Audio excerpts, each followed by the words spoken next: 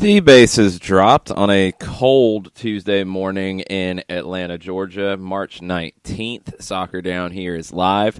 Jason Longshore, John Nelson with you this morning. It's a Tuesday Thoughts edition during the start of the international break. Love to hear your thoughts wherever you want to take it today. It's about as wide open of a show as you can get. We don't have any international results to talk about, although we will get into the U.S. men's national team roster and Tyler Adams' plans within said roster. We'll get into that this morning. We'll look ahead to some of the big international matches over the next week. You've got CONCACAF teams preparing for the Gold Cup this summer. You also have the final qualification matches for the CONCACAF Nations League. We'll talk about that. You have South American teams preparing for the Copa America this summer, and Argentina's just released a new kit with Lionel Messi in it. It's kind of weird looking. Argentina's kit's pretty standard. It's pretty classic. This one, okay. Is it hypercolors? I'm not sure. It's an interesting one. But we'll get into that. We'll get into wherever you want to take it this morning. But I wanted to start with this, John. I saw it pop up after the match on Sunday, and I've seen some secondhand reports of similar types of things here in Atlanta, and I hope that it's not true, and I hope that it doesn't become a recurring issue. But Fafa Pico on his Instagram shared a message that was sent to him after missing a chance that was cleared off the line, like he did something wrong in that. How many bad misses have you seen in games? How many bad plays have you seen in games and you don't get this type of reaction? Fafa Pico received a message that said, quote, "I wish you and your family every possible disease you can imagine. To you for being the biggest loser ever and missing empty net in first half. To your family for bringing pathetic piece of to this world. Hope you will have a car accident or something so you can never play football again, loser." He, he beat the keeper and the shot was cleared off the line. It's not even a situation where he did anything wrong. And you're getting this kind of message. It doesn't matter if he did something wrong or not. This is abhorrent. Disgusting. This is not what sports is. And look, I know there's a culture about being a soccer fan that you're supposed to be ultra or whatever, if that's the way you want to be a fan. And there are plenty of people who are ultras who are great fans and understand the game in great ways. Not all ultras do this, and no soccer fans need to do this. This should not be part of the culture. This should not be part of what being a fan of the sport is. It happens in other sports too. This is not unique to soccer. But I've always kind of worried about this creeping into soccer because there is that idea of looking at stadiums around the world or reading about the hooliganism of the past or things that go on that it's not cool. It's not a thing you want to aspire to. Today's world, you can send these types of messages to players directly. It's not the day of Hank Aaron chasing the home run record and getting hate mail and death threats that had to go through the U.S. mail, and he didn't have to see all of it because it could be shielded from him. Now, if you're a professional athlete and part of being a professional athlete is having social media, and you're going to get stuff like this a lot more in your face. And Fafa Pico is a person who's had an amazing career. He's a great player for the Philadelphia Union. He's been part of the U.S. men's national team. I don't understand this mentality, and I never will. I really hope that this doesn't become a widespread thing with any fan base. I really hope that it doesn't become a widespread thing here. It's okay to be angry about a player not performing. It's okay to be upset about a bad run of form for a team. All those things are normal. You're paying your money to be part of this. You're spending your time. You have expectations that are completely valid. But there are lines and there are standards. And this type of behavior is not acceptable in any form or fashion. And, I think Fafa turned it around as well as you possibly can. I mean, he said, I normally don't entertain this type of foolery, but enough is enough. Athletes aren't punching bags and scapegoats for your sad life. We are humans with families, and stuff like this is crossing the line. I've given this club 17 goals, and having one goal blocked by a great defensive effort doesn't call for this level of hatred. I pray that whatever you're dealing with in your personal life will be resolved, because evidently you're hurting. And evidently, yes, that's absolutely true. And he tweeted more about it as well. He said, the era in which athletes are spoken to as animals is coming to an end. I've dealt with racial abuse of all forms, personal harassment, and much more in my career. All things I've been able to manage, parentheses, sadly. But I will never tolerate a personal message attacking my family. It's sad that this is something that came up from the match on Sunday. For the most ridiculous of plays as well. I mean, it's just mind-blowing that this is something that we're talking about today. And it's mind-blowing that it's something that Fafa Picault has to deal with. And no player, no coach, no manager, no staff member should have to deal with this type of nonsense. And it's something that I think in some cultures, in some parts of the world, people see this as part of being a soccer fan, is being this type of holding people accountable for performing for your club. No, this has nothing to do with that. This is sick, and it should never be part of this. He finishes that thread by saying, take the hate in, blend it up, and make a love smoothie out of it. Heart emoji, #Gazelle. Yeah. When I see stuff like this, all I can think of are the Twitter muscles in this case, and we've seen social media muscles before. This isn't the first, it won't be the last, sadly. And when you think you can say whatever you can, it's the beauty of the First Amendment, blah, blah, blah. But to do this kind of personal attack for something that happened for what is supposed to be escapism. You're supposed to go and enjoy what you're seeing. You go and enjoy your favorite sport. You go and enjoy whatever it is. You spend your money, you go and see this. You're a part of being a fan. You're a part of being the whole dynamic of supporting a team, supporting a city, supporting a sport, supporting a movement. But when you decide, and this is a decision that is made. This isn't just a snap decision where you're sitting there going, oh, I'm going to lash out. There was thought involved here.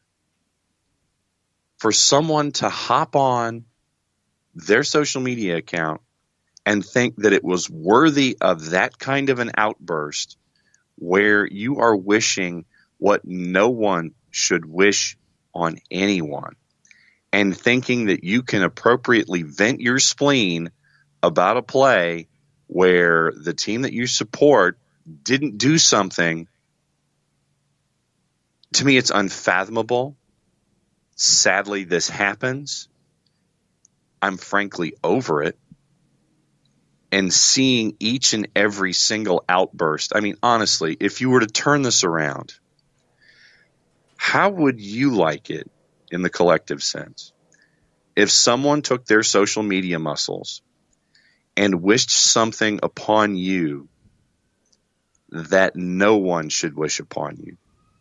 They don't know your family history. They don't know what you've been through. They don't know anything about you. Yet someone decides, for a minimum of 140 characters, maybe 280, maybe it's a thread, to wish something heinous, hateful, hurtful, and disgusting on someone. I've never gotten it. And when something like this happens, you wonder where people's heads are today. And it's just profoundly disappointing when you'd like to think that fans are in better places, that people's heads are in better places, that they're more responsible when it comes to sending out thoughts. And that's what it is. It's a thought that meant that you physically had to sit there and think that you were going to get away with saying something like that to Fafa Pico. I would love for the social media atmosphere to be a place where it's where we have honest discussions on the show. People send in their thoughts. It is a free-flowing idea of a game, a match, a team, how you want things going forward, what you're looking at, instead of it being a disgusting gutter thought about how you want someone basically to die and their family to die. I don't know if there was any remorse from this individual. I frankly wish that there were certain ways that you could patrol this kind of stuff and sit there and say, okay, yep, you're done. You don't get to do this anymore. But more often than not, this doesn't happen. What I would like to see is for people to simply think before they press send. You'd love for sometimes people not to press send. Write it down on a piece of paper, then throw that piece of paper away. You've gotten it off your chest, but you've thrown it away. That's what I want more often than not. I'd like some thought before you say something horrible to someone who you don't know and don't know what they've been through. Because words can be hurtful in more than just this one dimension that we've seen. Fafa Pico has put an amazing face on it. I don't know if I could do the same thing. I give him a tremendous amount of credit for saying what he said. Could I make a love smoothie out of it? Not so sure. But I give him all the credit in the world, and I would like for fans, and we all know that fan is short for fanatic, so I get it, for fans of your teams to think, just think before you press send, or don't do it at all. End of rant. Yeah, it's it won't be the last time this happens, sadly. Sadly, no. You know, you wish it was, but it's not. And luckily it has not been a major part of the fan base in Atlanta, and hopefully it never becomes that, and hopefully it doesn't become part of any fan base. But these things will happen, and hopefully when they do, they will be pointed out and shamed, and hopefully, again, as Pico said, I mean, hopefully the person who would think that this is an appropriate type of thing to say or wish or do gets the help that they need, because there's obviously something not right there. Yeah. It's a frustrating thing where, and this is something that U.S. Soccer has gone through on the flip side as well. I've seen where, you get a mentality of, no, it's not okay to criticize. You can't criticize. And that's wrong as well. But there are boundaries and there are limits. And yes, if, Fafa Pico is a professional athlete, he's getting paid to play, he's getting paid to perform. I think he's performed pretty well. I don't think there was any issue with his performance on Sunday. Players sometimes don't perform well. And fans are going to be frustrated. And that is completely and utterly fine. Yeah. That's the thing, is it's not a complete either or thing here. It's not that you can't criticize players or you can't criticize teams. Criticize. That's part of it. That's part of the discussion. That's fine. That's what being a professional athlete is. But have boundaries. Realize these people are human. Realize that they have feelings. Realize that there are things that affect performances and things that are outside of athletes' control sometimes. And sometimes things just don't go your way on the field. These things all happen. It's okay to criticize. It's okay to have expectations. It's okay to expect more. It's okay to expect trophies and championships and all of the things that drive you as, a lover of sports. But understand where the boundaries are and understand what's right and wrong and understand what is decent and abhorrent and sick. And if you can't, then you probably need to talk to someone about that, because no human deserves to receive a message like Fafa Pico did. It's unacceptable, and it has no place in this game anywhere, and it has no place in Major League Soccer. It has no place in soccer in the United States. So that's the fun part of this morning. Tuesday thoughts. We'll get into whatever you guys want to get into. There's a few different things we want to touch on. Next up, we'll talk U.S. men's national team and Tyler Adams, because that got everybody riled up yesterday. We'll talk a little bit about, I think, what Greg Berhalter is going to do with this idea, because I don't think it's as simple as Tyler Adams just playing right back in a very traditional sense, and that's how it's going to look. I think there's enough clues there to how it should look, and we'll talk about it on the other side of the break. Hang out with us. We'll be right back.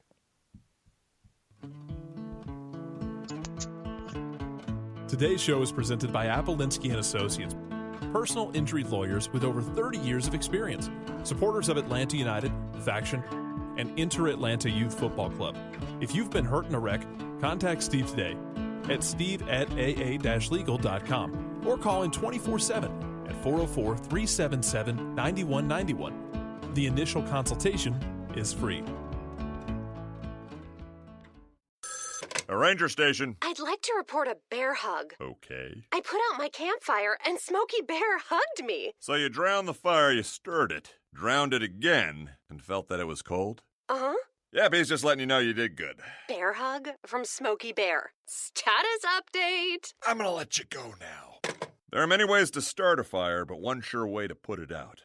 Learn how you can do your part at SmokeyBear.com. Sponsored by the U.S. Forest Service Ad Council and your state forester. We know that every driver is different, and a one-size policy does not fit all. That's why Country Financial offers a variety of discounts, so you get the coverage you need and the savings you deserve. From good driver to good student, multi-policy to multi-car, we've got a discount to suit every driver. Call Jason Wright at 678-568-6871 today to see what you could save. On Facebook at Jason Wright Agency or by phone at 678-568-6871. Discounts vary by state. Policies issued by Country Mutual Insurance Company, Country Preferred Insurance Company, or Country Casualty Insurance Company, Bloomington, Illinois. Every hiring manager knows that a company is only as good as the people it's made from. So where do you find the best people? That may surprise you.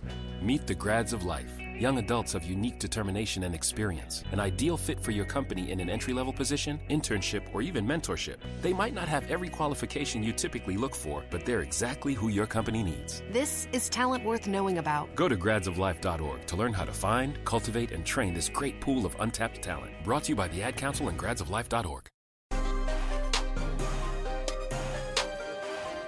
Welcome back. Tuesday Thoughts edition of Soccer Down Here, March 19th. The United States plays Ecuador in 2 days on Thursday night in Orlando, and Greg Berhalter made some news yesterday where he confirmed that Tyler Adams will be used as a right back in this camp. DeAndre Yedlin will be used on the wing. Let's start with the second part of that, because I think it's the easier one. We've seen DeAndre Yedlin play on the wing before with the national team. Jurgen Klinsmann used him in that role previously. John, you probably watch more over a longer period of time of the Premier League and Newcastle than I do. I think Yedlin's defensive side has improved, but is he an international level right back? No. For me, it's one of those things where you're sitting there and he's up and down at Newcastle. He's not getting consistent reps there either. You know, he may start, he may not. He may sit for a while. And for me, if you're being placed in a position where you're not allowed to have any consistency, how can you be asked to have consistency at any one position? And I know that you're being placed at right back, and I know that the national team is different than your day job, But I look at it just at the most basic thing, coming all the way back to zero. If you're not playing every day, and he has been recently, but traditionally Newcastle has had more questions, I think, about putting Yedlin into the starting 11 in the 18s than not. So if you're not getting constant reps, how can you be called on to do something that may not be a constant except on the practice pitch? So for me, that's where I'm coming at. We're from the Yedlin perspective. I'm like, okay, go ahead and try it and see what happens, and I hope it succeeds. But for me, I'm lacking a sample size to sit there and sign off on something like that. He's been the best right back the U.S. has had for a little while now. I agree with Taylor Twellman in that the direct comparison to Yedlin playing on the wing ahead of 2014 and even right after that with Klinsmann, it's not the same conversation because Yedlin was a young up-and-coming player then, although Klinsmann did not trust him defensively, and that's why he didn't play as a right back. I think that's ultimately part of the reason why you're not going to have that here. It's not the entire reason, though, because Greg Berhalter showed in the January matches that he's expecting different things out of the right back. Nick Lima played a very different role, and it was a big talking point out of the last two U.S. matches. He cut inside in possession. It played as a three-back behind it. It's kind of a hybrid of a right back defending a defensive midfielder, holding midfielder in possession. It's something that we're seeing, other teams, other clubs around the world do. It really fits Tyler Adams' skill set because of his ability to cover ground, his ability to play as a holding midfielder, and he's played right back. He's played right wing back before.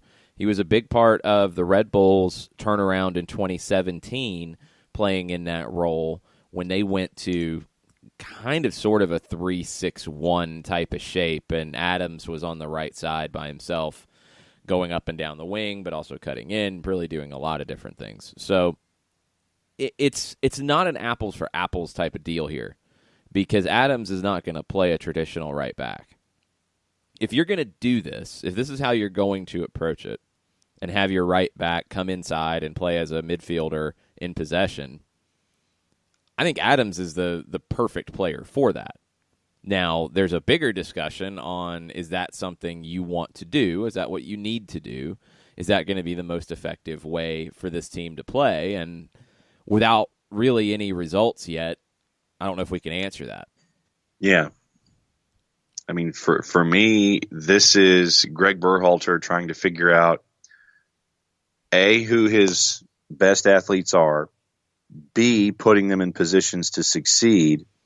And when you're coming from a place that the men's national team is coming from, i.e. not having qualified for a World Cup and trying to qualify for the next one, I think that you're given a little leeway. I think that your leash is a little longer than normal when it comes to trying to create something and trying to come up with ideas about how to have your best athletes out there, whether it's in an 11 or an 18 going forward. So I'm looking at what Berhalter is doing, and I'm sitting there saying, okay, I seem to have developed this pragmatic streak over the last couple of months, I guess, and I'm applying it universally now.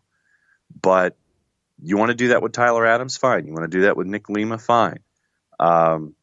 So let me see what you're up to, and if this athlete wants to function in that particular skill set and do well with what you're doing, fine, you sign off on it. That's great.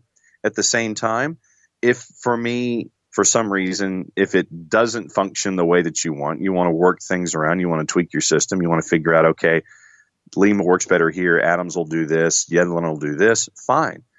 Because of where you're coming from, which on a world stage is an absolute zero, but it's either a yes or a no, and you're coming from a no trying to work your way into qualifying for a World Cup again. I'm like, okay, fine. Let her rip. See what happens. You've got a little time to figure stuff out. I know that you want to get a great result in Gold Cup, so this is what you're working toward. But go for it and see what happens with the guys that you have in mind. I think it's Greg Berhalter trying to figure out how to get all of his midfielders on the field together. And this is his way to get another one in a midfield-ish kind of role. But get McKinney in there. Get probably Pulisic playing as a 10, although we'll see how that looks. And some people might not like this because Michael Bradley might be part of this midfield as well. And that's part of the reason, I think, for this type of shape. Will Trapp can play that as well. I think it's going to be between Trapp and Bradley. I'm intrigued by it. This will be a better test for it against Ecuador on Thursday. I think Adams has the skill set to do it. I think it can work. But this, to me, my concern about it is that it's one thing for a club to do this where you're able to train multiple times in a week on a usual basis and work through it and work on it. Right. Yeah. You don't have that with the national team outside of a World Cup, camp. That's it. Gold Cup camp, you'll have it a little bit, but not for that long. We'll have to see. We'll have to see if Tyler Adams can grasp it. It's a demanding role for him because he's essentially playing two positions at the same time, and he's going to have to make his decisions properly. I don't know. My concern is that Berhalter's maybe overthinking it to try to get as many of his best 11 players on the field. Right now, you've got a lot of really good players in similar positions, and that's always a tough spot for a coach because if you don't trust Yedlin as your right back, if he's not lighting it up as a right back, so you're like, well, maybe we need to do something about this spot. Oh, and we have 50 central midfielders, and I'd love to get as many of them on the field as possible. This is your way around it. No, completely understand that. If you have all this firepower and all this artistry that's there, and you're trying to get something done, and I agree with your concern about only being together, for a couple of days here and a couple of days there, and trying to figure out, okay, how do I get all these guys on here? How do I get them integrated? How do I do it in a couple of days' time? And hopefully that they can remember what we did when we see each other the next time. And no, I'm completely down with that as a concern. So, all right, I see it. I see what you're thinking here, and I want to see what it looks like formationally, and I want to see what you're thinking. So I get it, and I think to your point, I think the notion of only being out there a couple days at a time, you hope that folks remember what's going on and that there isn't any kind of a mental or a physical regression once you leave and then come back for another camp. Here's a couple quotes from Berhalter. So, and this is from Doug McIntyre over at Yahoo Sports. Great piece about what to expect here in a 4-1-2-3 type of shape. So your line of four, your right back, Adams, will be cutting inside to join your 6. And Berhalter says, a Michael Bradley or a Will Trapp, a very controlling player. When you have the dynamic guy next to them and Tyler who can come inside and still be influential in that position, we think it's exciting and we want to take a look at it. That also means you're likely going to see Pulisic and Weston McKennie as the two number 10s in front of Bradley or Trapp, with Adams tucking in, and then a line of 3 up top. On the right side of that line of 3 is where you could see DeAndre Yedlin, and this is what Berhalter had to say about Yedlin. DeAndre is a player, and I had a conversation with him today about this. We're not going to ask him to do things he's not comfortable with. We'll adapt to him to a certain extent. I'm watching all of his games, and what I see with him is a tremendous ability to build momentum from behind with his speed. He has a good cross, and he's primarily used in wide positions. We'll see. I'm intrigued. I want to see it. I want to see how it looks with a Bradley or a Trapp controlling the possession in front of the back 3/4. I want to see how the left back grasps tucking in to essentially make a line of 3. Because what this is going to do in possession is it's going to look like a 3-2-2-3. When you're defending, it's going to look like a 4-1-2-3 or more than likely a 4-3-3. as McKinney and Pulisic drop in deep to help out if you're under sustained pressure. I want to see it. And Thursday will be a very interesting match to see. Ecuador's no pushover. It'll be a good test. And, I mean, now, and it's a friendly. It's not like you're trying to hide anything here, and you really can't hide anything with this type of move. It's pretty obvious what they're going to do and how they're going to play. We'll see how Ecuador tries to take advantage of it. And that's what I'm expecting to see, because teams have two ways to take advantage. You can attack down the left if your left back is not switched on how to tuck in and how to make that work. You can attack down the right and try to catch Tyler Adams in between two positions. We'll see what Ecuador does on Thursday. Let us know your thoughts on the national team, what you're expecting out of these two friendlies this week. Any other thoughts? It's Tuesday Thoughts. It's your show. Tweet at us, at Soccer Down Here, and we'll get into it after this. As a business owner, you know that every year brings new challenges and opportunities. The success of your business demands expertise and focus. And Country Financial can help you keep that focus by helping ensure you have the right insurance protection in place to meet your goals. Jason Wright can help you create a customized insurance plan that has coverages designed just for your business. Give Jason a call at 678-568-6871 or reach him on Facebook at Jason Wright Agency. Coverages vary by state. Policies issued by Country Mutual Insurance Company, Bloomington, Illinois. Got issues with youth or high school sports? Positive Coaching Alliance can help. PCA is a national nonprofit working to transform youth and high school sports so that every child has a positive character-building youth sports experience. PCA provides live and online workshops to train double goal coaches whose first goal is winning and whose second, more important goal is teaching life lessons through sports.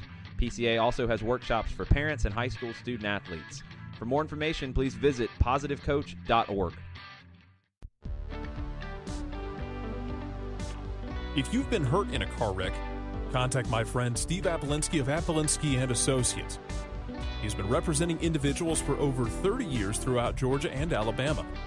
Email him at steve@aa-legal.com or call him 24/7 at 404-377-9191. The initial consultation is free.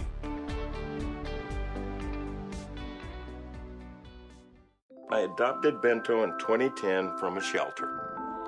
This cat makes me make art. He's always motivating me to draw pictures of him. He just is motivating artistically. He's my best friend, but a lot of people know him as Keyboard Cat. Keyboard Cat, YouTube star and shelter pet. Amazing adoption stories start in shelters. Start yours today. Visit theshelterpetproject.org to find a pet near you. Brought to you by Maddie's Fund, the Humane Society of the United States, and the Ad Council.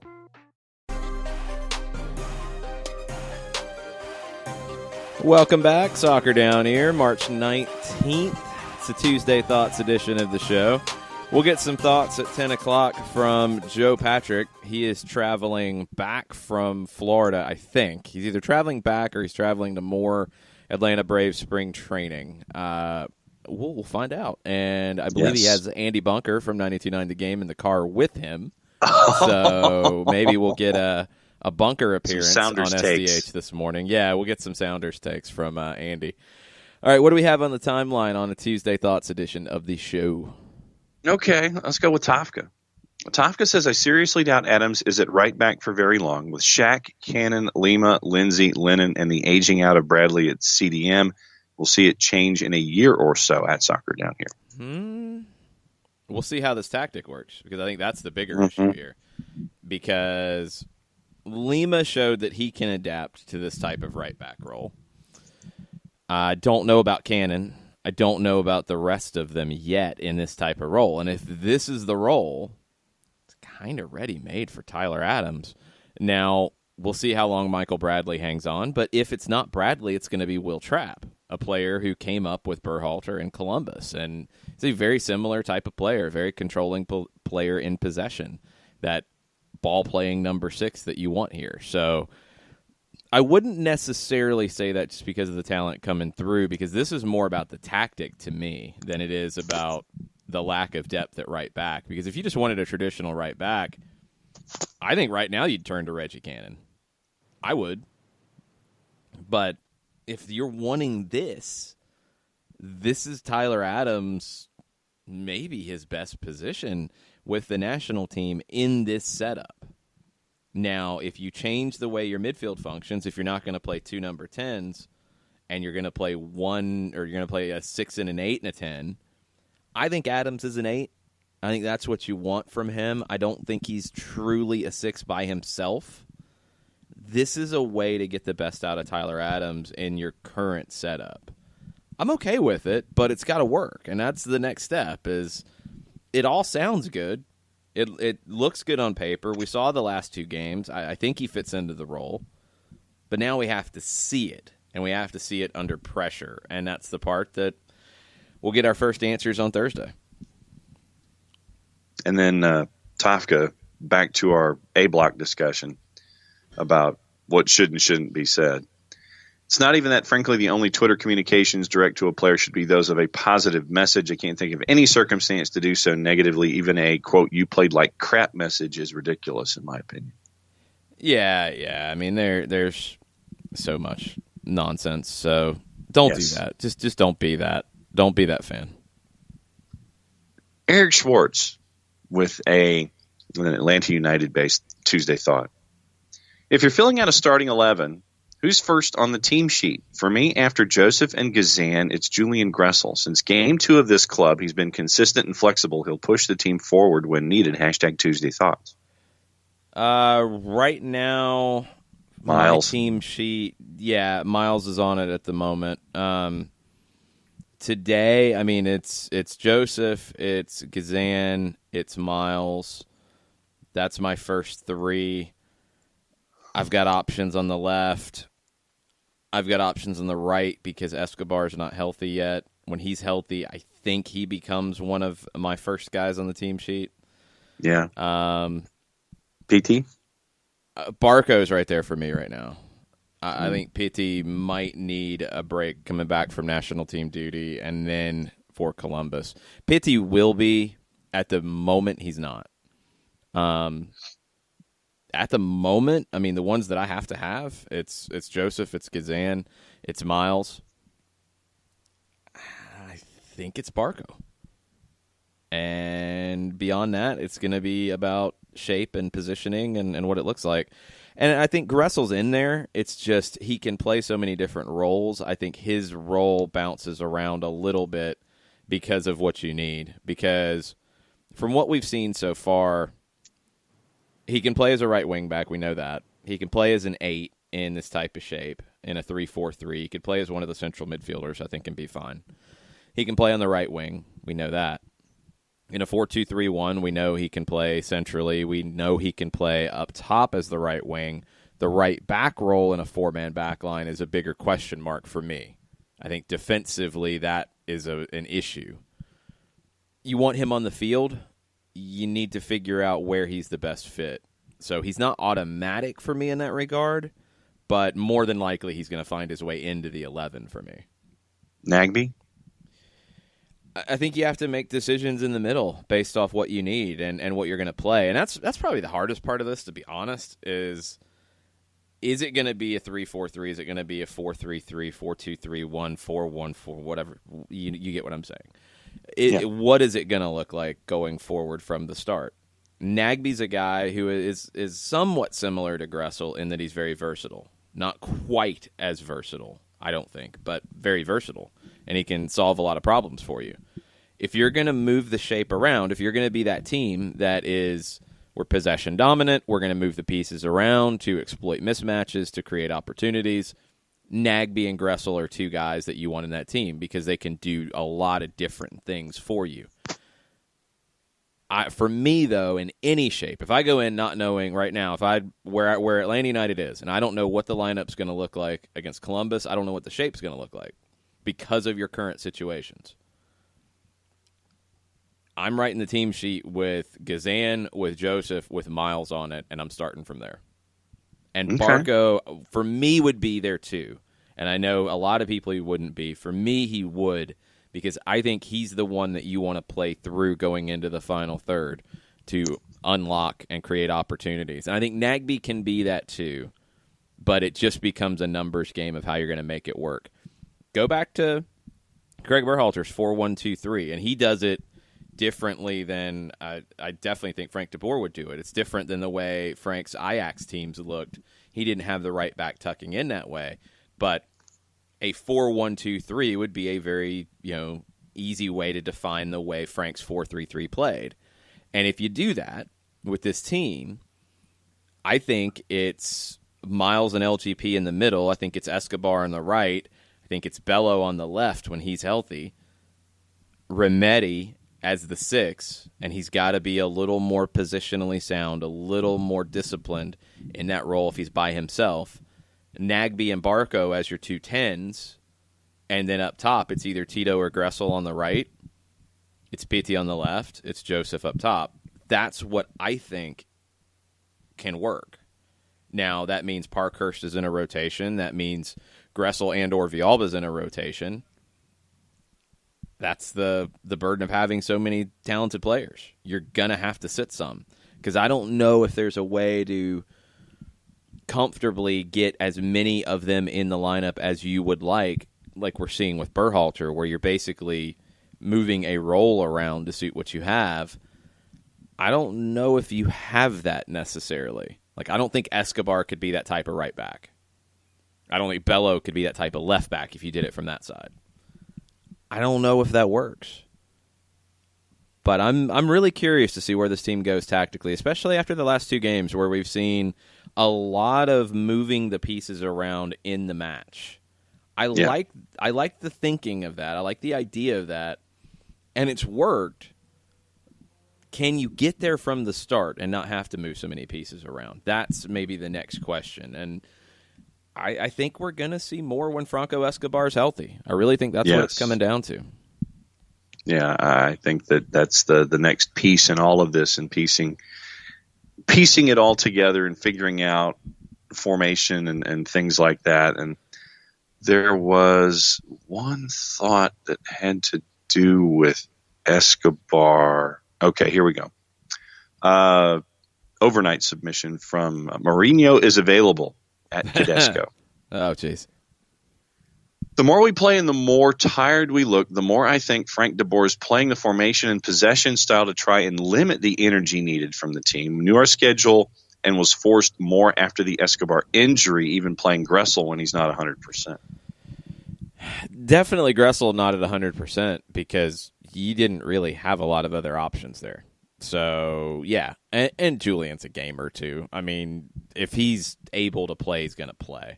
So that's part of it. I don't know if it was tactically an idea to, try to save yourself a little bit. You can do that in possession. I think possession is your idea anyway. I do. I think this is going to be a team that has a lot of possession and is among the league leaders in it, and they use possession in a number of ways. The thing that possession can't be is something that inhibits the attack-minded group up front and the creativity of the group up front. There was an interesting piece over at The Athletic, Joe and Cleats on Twitter, going through some of this, and there's a shift Atlanta has to, I think, make from a mental side of it. Go back and look at the way this team played in the postseason. When you went forward, it was very, Joseph, Miguel, go, figure it out. You're going to get some people coming with you from behind. Cool. It's up to you guys. Have fun. Go at it. Because you kept numbers back. Previously, in 2017, 2018, it was very freewheeling, and you would commit numbers forward, and if you had a turnover, you'd get exposed the other way. Tata made that change at the end to go pragmatic, defensive first, still let those guys figure it out, but we're going to keep numbers back, and we're going to be safe. So if it does turn over, we're good. Possession and what I think you're trying to do here is more aggressive than that. It's more aggressive than Atlanta played in the postseason. You're trying to get numbers forward. You want to do it in an organized way, so if it turns over, you're able to immediately flip to winning it back. That's the part we haven't seen really work right yet. When the ball turns over, Atlanta's not counter-pressing. But also, If you turn the ball over defensively in your defensive half, you're screwed either way. You can't really counter press that one. If you're turning it over in the other team's attacking half, that's when you can turn on that press and you can make life difficult for them. It feels like a team that is in transition of a little bit of the way that they think. And I think it's clicking in some areas. It's not all the way clicking yet. I do think that by the time you get to New England, this team will understand itself and understand its way of playing, its idea of playing, its philosophy in a much better way than it does right now. And I think they'll be fresh. The problem that you've created with the results you have is that there's a lot more pressure on a trip to Columbus than you'd like, because that's not an easy place to go in and get points. They've played well this season. They do play this weekend. So they'll be coming in off of a game Atlanta won't be. And you go to New England, and you have a lot of pressure on that match. It's not good when you have pressure on matches that you're going away from home, but you have to go find points to make up for the points you dropped at home, and that's where you are right now. That's the reality. Cairo, and it was a 2-tweet thread, and I'm going to go through the first half and respond to the second half. Cairo at Goalhawk11. How much is Frank DeBoer responsible for being exciting? I think there is more in a city that's still new to soccer, in a country that's growing the game. It goes back to creating chances, need more. Too often playing negative instead of pushing forward. And Cairo, to your second thought, I know that you're bringing folks to matches. Don't ever feel like you have to apologize for bringing them, because they're still experiencing everything in and around the match, even if the match doesn't come out the way that Atlanta United fans want it to. They're being exposed to the tailgating and the camaraderie and the game itself and all of the stuff that happens during the day. Don't ever feel like you have to apologize for bringing folks in, because you're sharing the experience with others. To me, that's important as well when it comes to bringing folks to one of the most electric atmospheres that you can. Giving something like that so someone can take it home and continue to talk about it to others. It's almost like the game of telephone. So call this soccer telephone or telephone soccer, one of the two. Don't ever feel like you have to apologize if the result's negative. Don't ever feel like you have to apologize for anything like that. And I'd love to know if the people who are coming are upset about the way the team is playing. Look, people have given me tickets to Falcons games, and the Falcons stunk it up that day. Nobody apologized to me for it. Same with Braves, same with Hawks. It's not something you have to do.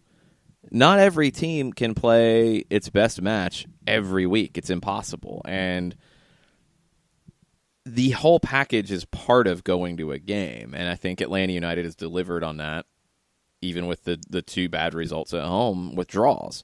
Still not losses, draws. Going back to the first part of it, how much of a responsibility is there to play an exciting attacking style? One thing I would push back on is that they've been negative right now. I don't think there's any sense of Atlanta United being negative at all. You want negative. I think they're thinking too much. No, it's that has nothing to do with where I'm at. It's Atlanta United is not playing a negative style. If you think that, go watch a couple hours of Jose Mourinho Manchester United. Brighton. Go watch. That's not even that. Go watch Philadelphia Union against Atlanta on Sunday. Most negative, cynical garbage for a team that's better than that you can see. Go watch Seattle last year in Atlanta at Mercedes-Benz. That's negative. Not hitting on all cylinders with a lot of the ball and committing numbers forward. That's not negative, folks. Like, it's not. I know it's not what you want in terms of scoring 4 or 5 goals a game, but that doesn't happen all that often. Here's a number for you. Atlanta United scored 70 goals in its first 2 years. There's only one other team in MLS history that scored 70-plus goals in back-to-back seasons. Nobody's done it 3 times because it's really difficult to do. You can't expect, because this team scored a bunch of goals in its last 2 years, that it's going to score the same number now. It's a really difficult ask. It's never happened in the league's history. That's one thing. I don't see the negative style of play. The negative results, yes. The lack of chances, yes. Negative style of play, no. And it's not going to be that. And I don't know where this mindset has come from. I'm assuming that some of it is the Louis van Gaal days at Manchester United and with the Dutch national team. And he was Frank de Boer's manager, and he's one of Frank de Boer's mentors. Another one of Frank de Boer's mentors is Johan Cruyff. From what I've watched from his teams at Ajax, it is a combination of some rigidness in terms of shape and the way you play, but also committing numbers forward and scoring goals. It is a combination of that when it is hitting on all cylinders. It is not right now. But I don't think there's anything negative about it. So I would definitely push back on that, because negative soccer, to me, is a loaded comment that implies a lot of things that aren't happening here. Is it as attack-minded as it has been? It's not that different. It's just you're not getting in behind to create the chances now, and that's got to change. I've said that since the Cincinnati match. You're not creating enough chances. You're not getting enough players in behind a back line. It's too easy for a team to commit numbers behind the ball right now and be able to keep you out. That's got to change.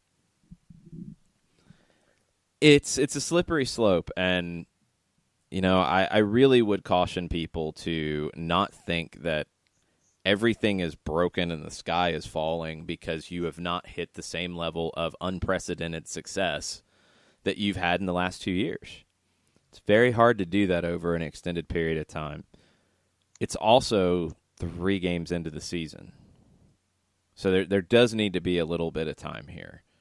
It's been a different type of season than we've ever seen because of CONCACAF Champions League. That's done now. You should be back into a normal routine by the time you get to New England. And this team needs to be playing in a much better way. And if they're not, there are serious questions. And there are serious questions about what to do to fix it. But right now, I feel like there is some overreacting about some of the things we're seeing. You're not getting blown out. You're not giving up a ton of bad chances the other way.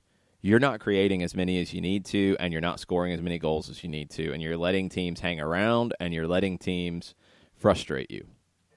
Those are things that need to change, and I would expect them to. And if they don't, there's going to be serious questions.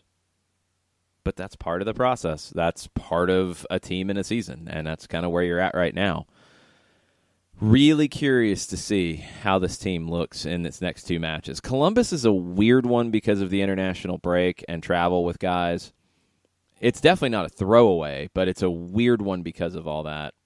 New England is the one after the second break that I feel like you have to be flying at that point, and there is a lot of pressure on that match. That's a road game that you should go win, and you need to. That's where you're at right now. 31 games left in the regular season. Seattle, the last couple of years, has had a much worse start than this. Yes. And ended up doing okay. The last 3 years, and ended up doing okay. They won a cup, they got to a cup, and they were a hot team finishing last year. I was going to say, what was the stat that came across the board? That was it the last 3 or 4 years, the eventual MLS Cup winner has only had a handful of points on average coming out of the blocks in the first handful of games? Yeah, it's something like that. I mean, the other thing that I saw that is something to keep in mind, Tata Martino's first 10 games, he was 3-4-3. Right now, you're 2-3-2, and you're including 2 matches against a team in Monterrey that's the best team you've played in your 3 years. So it's okay to be frustrated, and it's okay to be disappointed. I think the sky is falling side of it is a little bit of a step too far. But again, hey, that's part of being a fan, and that's okay. Just I hope that when we have these conversations, I hope that I'm giving you something to look for and something to analyze going forward, because I'm right there with you. If this doesn't change by New England, if you're not getting those results by New England, if you're not looking differently by New England, if you're not creating more chances and looking fresher and looking more organized, then there's a lot of big questions. But I think that's where you're going to start to see the big change, because you're going to have rest, you're going to have weeks to work on things, and you should get players rejuvenated at that stage. So, and you'll have Franco Escobar back for sure by that stage. So lots of different options once you get there. Let's take our final break of hour number 1. We'll get Joe Patrick on the line at 10 o'clock. Hang out with us. We'll be right back. Today's show is presented by Appolinsky & Associates, personal injury lawyers with over 30 years of experience, supporters of Atlanta United, Faction, and Inter-Atlanta Youth Football Club.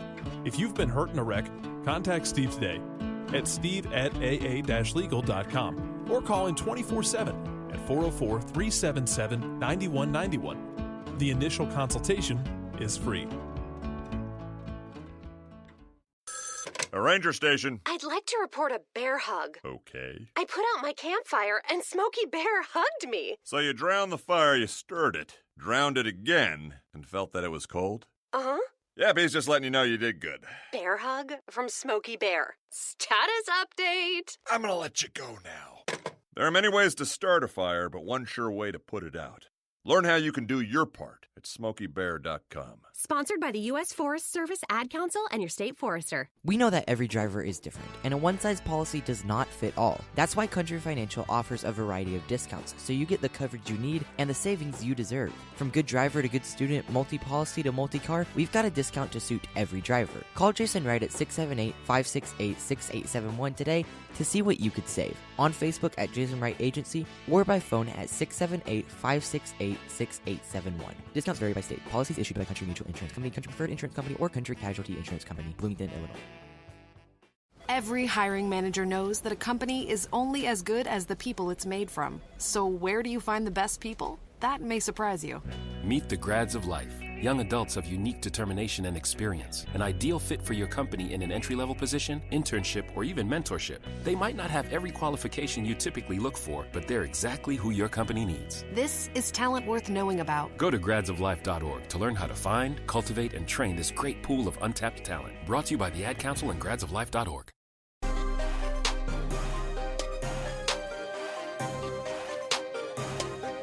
Welcome back. Finishing up hour number 1 here at Soccer Down Here. Tuesday Thoughts edition of the show. Tweet at us what you want to talk about in hour number 2. We're going to kick it off with Joe Patrick from Dirty South Soccer, 92.9 The Game, joining us from a car. Well, maybe we'll get some Andy Bunker thoughts as well, and we'll see how spring training on the baseball side's been for Joe, but we'll also get his thoughts about Sunday and beyond for Atlanta United. Hang out with us. We'll be back for hour number 2 right after this. As a business owner, you know that every year brings new challenges and opportunities. The success of your business demands expertise and focus. And Country Financial can help you keep that focus by helping ensure you have the right insurance protection in place to meet your goals. Jason Wright can help you create a customized insurance plan that has coverages designed just for your business. Give Jason a call at 678-568-6871 or reach him on Facebook at Jason Wright Agency. Coverages vary by state. Policies issued by Country Mutual Insurance Company, Bloomington, Illinois.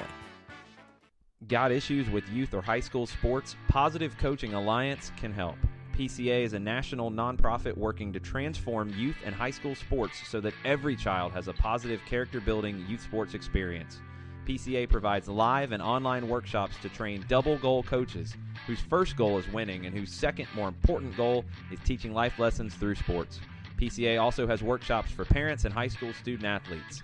For more information, please visit positivecoach.org.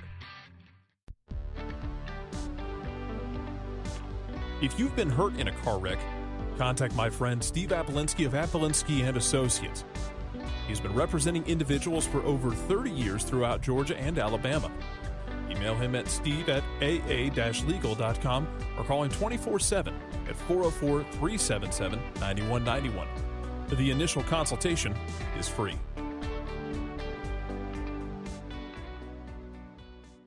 I adopted Bento in 2010 from a shelter.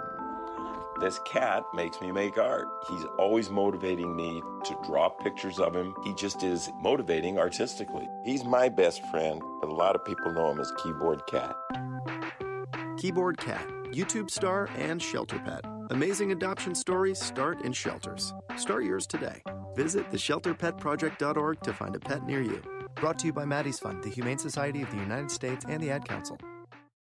You're listening to Soccer Down Here daily on SDH Networks, a division of OSG Sports. Find us at Soccer Down Here on Facebook and Twitter. The time is now the top of the hour. Peep, y'all. Welcome back. Hour number 2. Don't ever say that this guy is not committed. He is in a car in, quote, somewhere Florida. Is that correct? Anywhere Florida? Somewhere Florida? Anywhere Middle Florida. of nowhere Florida? God-forsaken Florida? Wow. Joe Patrick making friends with the Orlando fans on the way back to Atlanta from Braves spring training. How are the Braves looking, Joe? Braves are looking fun. I'm really excited for their season. They got so many young, fun players to watch. I just can't wait for the season to finally get here. Okay. Fun maybe is not the word about Atlanta United right now. Not from my Twitter anyway. I can promise you that much. What'd you think about Sunday and the 1-1 draw with Philadelphia? Yeah, there's a lot of aspects to kind of dive into this one. First of all, I think just talking about the way that the team set up was very interesting to me. And I think a lot of people will see it as, or maybe plan to see it as a more attacking setup with Frank DeBoer, playing a true 3-man backline and not playing with wingbacks, really playing like a 3 and then a diamond in midfield and then 3 up top. But honestly, to me, it was a defensive move. It seemed to me like Frank DeBoer was concerned about getting overrun in certain areas of the field and wanted to make sure that he had numbers that could match up with Philadelphia. And it's just something that we never saw from Tata Martino when playing at home or anywhere else, really, but especially in a home game. You want to impose your style and your game plan on the other team, and that's just not kind of the reaction that we saw from Frank DeBoer. It looked like he was more so reacting to what he expected Philadelphia to do. So I thought for me, that was the most overall interesting aspect about it. And I thought it was a defensive move, to be perfectly honest. I thought that it was just him kind of guarding against certain areas where his team could potentially be exposed. And I think that that's, disappointing in a sense. It's concerning for fans that we are playing in a more reactive or approaching games at least in a more reactive manner instead of Tata Martino obviously wanting Atlanta United to impose their style on the other team. So I think that was kind of my general takeaway from the game. And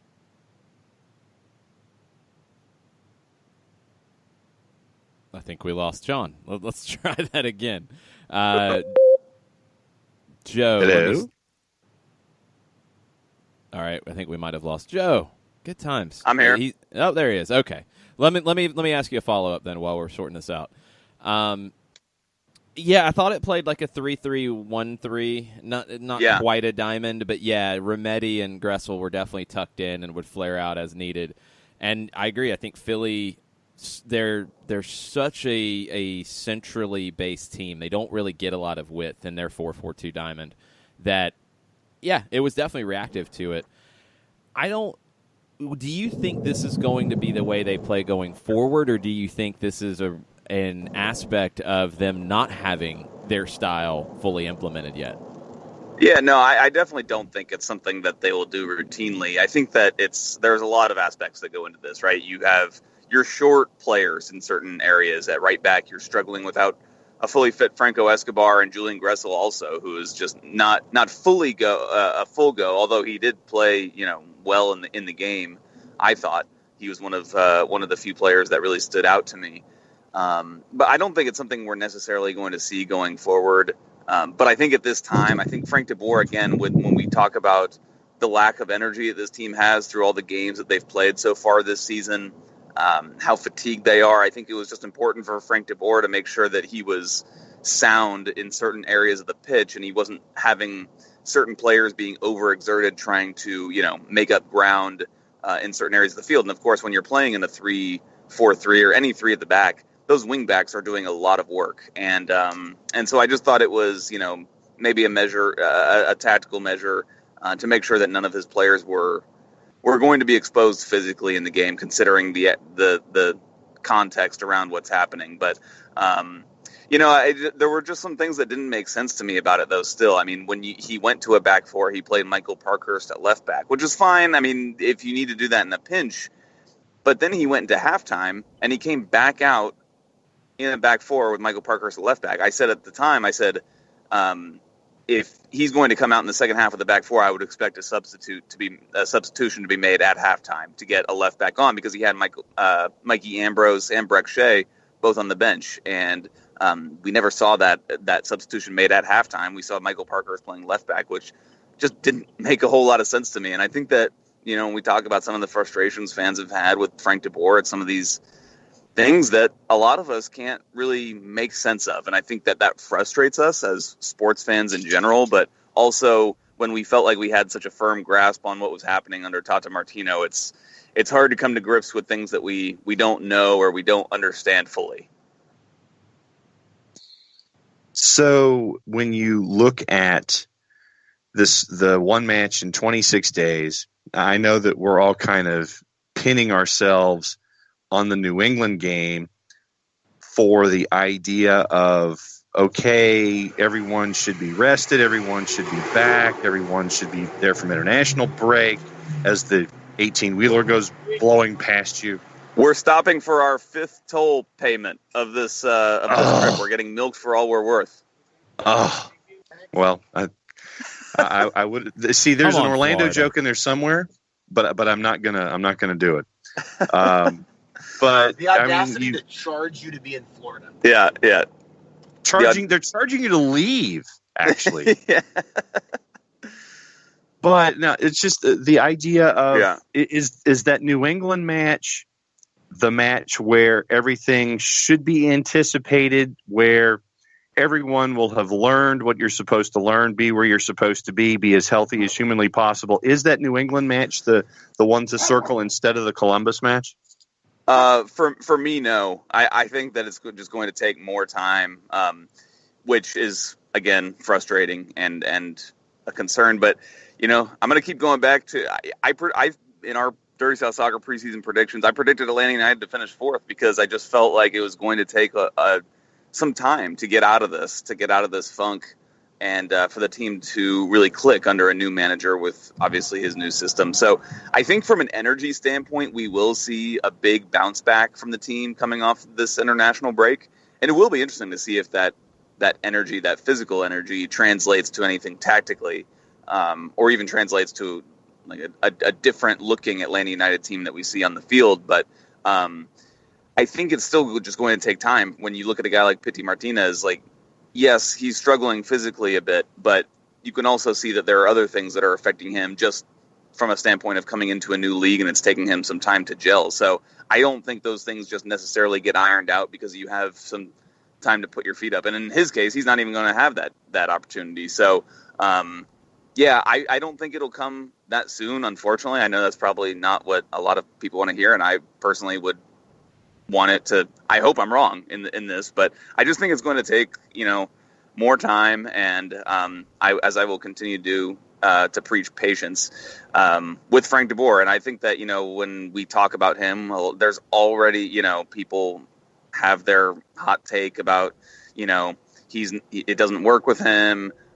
He should be fired. Some people are saying, and I just don't think you can make that evaluation yet. It's going to take a lot more data points for us to draw from before we can really have a good idea of what his version of Atlanta United is. And I don't think that we're just going to get that after one or two more games off of an international break. Yeah, the reason I keep zeroing in on New England is that after the Columbus match, you'll have everybody for 2 weeks in training sessions to prepare for New England, because you have that bye week that would have been great in CONCACAF Champions League if you were there in a semifinal. Well, you didn't get there. So you get a bye week, you get time to work, and you'll have your international guys at that point. I think you have to see progress there. Even if it's not the team on all cylinders, there has to be progress for the New England match. Definitely agree. Definitely agree on progress. Like, you definitely want to be seeing what training time on the training pitch looks like for this Atlanta United team and how that translates on the field for matches. Totally agree with that. I took that question as, when will we see the fully functioning, optimized Frank DeBoer system, and that's going to take a lot more time. But that's honestly, how different is that from any other year? Look at what Seattle's done. They didn't look fully optimized in the last 3 years until September. It happens. Like, that's not necessarily a crazy. Look at Atlanta last year. Let's go back to last season. You had a lot of questions after losing 2 out of 3 against Kansas City and the Red Bulls at home in May. You had a whole lot of questions after losing at Red Bull Arena at the end of September. And then you had a lot of questions after losing to Toronto on the final day of the regular season. And you saw a dramatic shift in the way the team played. So I think it's a process no matter who's in charge and what your situation is. But this is an even more involved process because it's a new guy. Yeah, and it's a new it's a new guy. It's a new system. It's a new philosophy, really, stemming from his background as a player and a coach. It's just all different, and it's just going to take these guys some time to understand that. And I think when we talk about this, I will continue to say we never talk enough about the loss of Miguel Almiron and how important he was to the team, and how much his physical skill set was relied upon to make the system work. And there's not really, I've heard you talk about it, Jason. He has some special gifts, and it's so rare to come across a central midfielder who has that kind of dynamic, game-changing speed, his pure pace, to change the game from that position in midfield.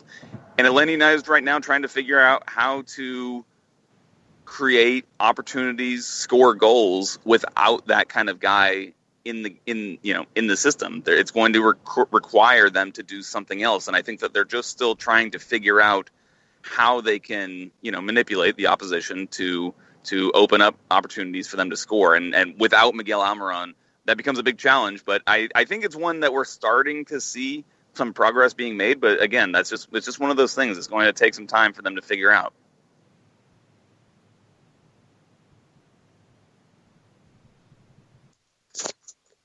I yield the balance of the. There he is. Well, no, you haven't lost me. I'm yielding the balance because Trooper is rouder than Gwen, and there are more people than me here, so I will yield for a moment or two. So John's fighting his dog and maids. Bunker and Joe are fighting tolls in Florida. This is out of hand. Absolute mayhem. Yeah, absolutely. So let's get into any positives out of Sunday that you thought worked. The Parkhurst move to left back was really interesting. It didn't hurt you defensively at all, and it created one good chance in the first half with the shot off the crossbar from Joseph off a ball from Pitti. Barco comes in and gives you instant offense. What else stood out to you about Sunday that is something you can hang your hat on going forward? Yeah, it's kind of funny. There were a lot of people complaining, saying that Atlanta United had created no chances at halftime, and yeah, they had actually created chances that I guess people just forgot about. Yeah, and I agree with left back. With Parker as a left back, yes, I agree that it doesn't hurt you defensively. But I think similarly to what we saw in, I think what was the Monterey game when Mikey Ambrose was playing on the right wing back, is just going forward, you're stifled, because it's not their natural side, and they don't really pose a challenge. You want my thought on that? I thought Parkhurst going forward down the left was more effective than Breck Shea on Sunday. That's interesting. I would have to go back and rewatch the tape on that. I honestly, now that you mentioned that, I don't really recall Breck Shea doing much of anything, to be perfectly honest. But I thought Mikey Ambrose would be the guy to come in, to be perfectly honest. I think he's shown himself to be the most informed left wing back on this team right now, unless I'm forgetting somebody. So, yeah, anyway, what was I talking about? I've forgotten now. Positives anyway, from Sunday. Positives, yeah. Ezequiel Barco, I mean, obviously he scored the goal, but you could see right when he came into the game. What was really interesting to me with him was that as soon as he came into the game, Atlanta United was creating more defensive actions up the field. They were pressing more. And I think that was something that really hurt them in the first half. I tweeted out one of those chalkboards from Stats Zone that showed that Atlanta United had not basically done anything, had not made a defensive action in Philadelphia's half of the pitch, which is just kind of crazy to think about, considering the style of team that Atlanta United has traditionally been under Tata Martino. And I think we saw more of that action and activity once Barco came into the game. So even, the goal was great, but I thought that he was already providing a lot of positive things for Atlanta United going forward and off the ball with his presence in the game. So I thought that was great. Yeah, completely agreed. And that's something that I think this team has to get more ingrained, is those actions higher up the field. It's not a press like you saw before because you want more of the ball. It's more of that counter press, more of the Gegen press, if we're going to get really tricky with it. You have to have that flip. When you lose possession in the attacking half, you have to immediately flip to pressing. Yeah, so we've kind of talked to Frank de Boer about this a little bit, and sense I get from him is that he wants his team to press, but in position. He wants the build-up to be done in an organized manner so that when they do lose the ball, they're in a structure where they're effectively able to press and not be exposed. If they're not in that organized structure, then he wants the team to fall back and retreat and not to let any runners in behind. And that's just one of those things where it's going to take some time for them to kind of figure out how they can do that. 100%, and that's a great way to put it, because that's a level of structure that you really haven't seen before, because you're not pressing in terms of not trying to dominate possession. Like the Red Bulls, for example, when they press, they're pressing. Like, that's their game. It's not about having the ball. It's just about pressing. So you're already in a structure just to press. You're not trying to build possession up and get players forward and then have the second layer with a press. Atlanta's trying to do both of those things, and that's not an easy thing to do straight out of the gate. So it does take time. I think we do need to see progress in the next month, because you have one game between now and New England, and it hasn't been. I don't think anybody would say they're satisfied with where it is right now. It has to get better. Yeah, for sure. I agree with that. I mean, now's the time where I think the evaluation of Frank de Boer really will kick into second gear now. They did what they could in the beginning of the season, and they tried their hardest. And, unfortunately, in CONCACAF Champions League, they ran into a buzzsaw that was Monterrey, and they couldn't get past that. And I've obviously struggled in MLS. Now it's a different moment of the season. Now it's like the first quarter is done. It's not necessarily the first quarter in terms of the amounts of games or whatnot, but it feels like the clock has stopped for a second, and it's time to restart. And I think when we do restart, everyone's going to be looking with a more critical eye. 100%, and that's the expectations you've set with this club and where you want to be. Before we go, what's your take on Tyler Adams at right back for the national team?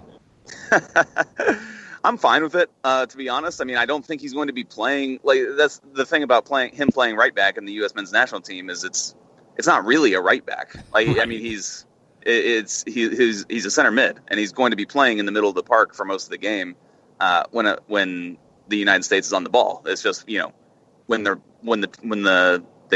team doesn't have the ball, then he'll be playing in a 1v1 against the opposition winger, which I think is a good situation for him to be in. So I'm fine with it. I'm definitely willing to experiment with it. Yeah, I'm intrigued to see this national team in these next two games. This feels a little more real, so I think we'll have a better way to evaluate Greg Berhalter in charge, just like we have 7 games to evaluate Frank de Boer in charge, and we'll see what the next month brings us. Joe, what do you have coming up now that you're getting back on the soccer beat? What's coming up at Dirty South Soccer? Gosh, that's a good question.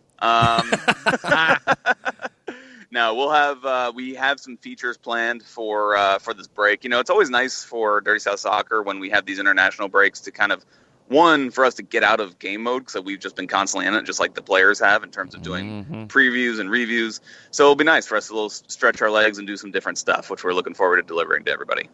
Cool. Well, make sure you're following JAPatrick200 on Twitter for all the latest on the Braves and on Atlanta United. And make sure you're following Dirty South Soc, SOC, on Twitter. Joe, thanks for joining us, and thank your driver, Andy Bunker, as well. Thank you, Andy. Appreciate it. Thanks for keeping us safe on the road here. Bye, Jason. I'm going to go buy a Gatorhead wind chime now. You got to stop at, what's the place in Ocala, like Gatorland or something? Yeah, there's lots of that stuff around here. Who knows? Yeah, you need a King a Frog horrible... and Adele.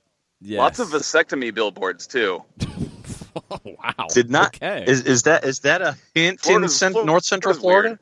Florida's weird. I know why Orlando City fans are so mad. Did you guys hear that? Yes. Oh, yeah. Yes. Oh, man. Awesome. All right. Y'all be safe. All right. Be good. Sounds good. We'll talk to you later. All right. Take it easy. We're going to take a break here. We'll be right back after this. Today's show is presented by Appolinsky & Associates, personal injury lawyers with over 30 years of experience, supporters of Atlanta United, Faction, and Inter-Atlanta Youth Football Club. If you've been hurt in a wreck, contact Steve today at steve@aa-legal.com or call in 24/7 at 404-377-9191. The initial consultation is free. A ranger station. I'd like to report a bear hug. Okay. I put out my campfire and Smokey Bear hugged me. So you drowned the fire, you stirred it, drowned it again, and felt that it was cold? Uh-huh. Yep, he's just letting you know you did good. Bear hug from Smokey Bear. Status update. I'm gonna let you go now. There are many ways to start a fire, but one sure way to put it out. Learn how you can do your part at SmokeyBear.com. Sponsored by the U.S. Forest Service Ad Council and your state forester. We know that every driver is different, and a one-size policy does not fit all. That's why Country Financial offers a variety of discounts, so you get the coverage you need and the savings you deserve. From good driver to good student, multi-policy to multi-car, we've got a discount to suit every driver. Call Jason Wright at 678-568-6871 today to see what you could save. On Facebook at Jason Wright Agency or by phone at 678-568-6871. Discounts vary by state. Policies issued by Country Mutual Insurance Company, Country Preferred Insurance Company, or Country Casualty Insurance Company, Bloomington, Illinois. Every hiring manager knows that a company is only as good as the people it's made from. So where do you find the best people? That may surprise you. Meet the grads of life. Young adults of unique determination and experience. An ideal fit for your company in an entry-level position, internship, or even mentorship. They might not have every qualification you typically look for, but they're exactly who your company needs. This is talent worth knowing about. Go to gradsoflife.org to learn how to find, cultivate, and train this great pool of untapped talent. Brought to you by the Ad Council and gradsoflife.org.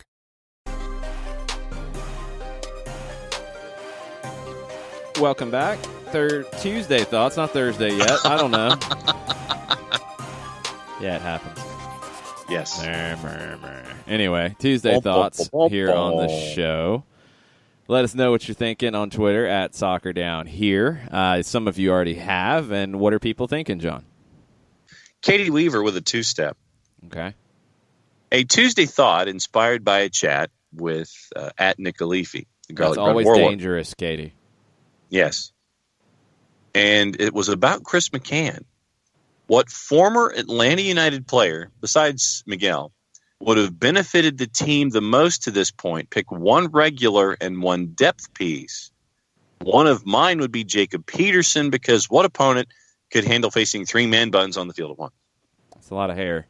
Greg Garza would be the regular because of the issues you've had on the left side. And depth piece, who would that be right now that you would like to have had back? I mean, it might be McCann. Yeah. But if you have Garza, then you don't need both. So, I don't know if there's an easy answer to that one. I can't think of anybody on the depth side that would be critical at this point. What about you? Yeah, I mean, I mean, for me, it would have been Garza and McCann, because you never know. But Garza, for me, definitely the starter. And then you're trying to figure out, okay. Oh, no, Tyrone Mears. Sorry, Tyrone Mears on the right side, because then you would have had a right back. And, yeah, that would have been the one. So, okay, there you go. Tafka is saying Yamil Assad. Would you have sat Pitti to play Yamil Assad? Would you have sat Barco to play Yamil Assad? I don't know if you would have.